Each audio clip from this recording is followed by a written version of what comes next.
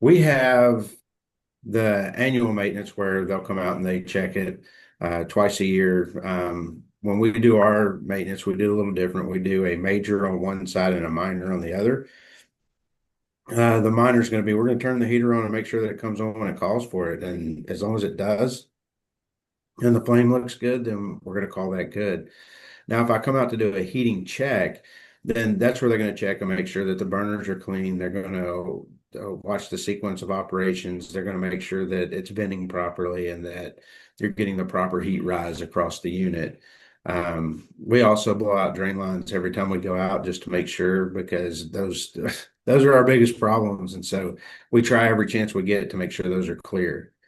There's other things when you do an inspection, they're going to check your capacitor to make sure that it's doing what it's supposed to so that the fan will continue to run.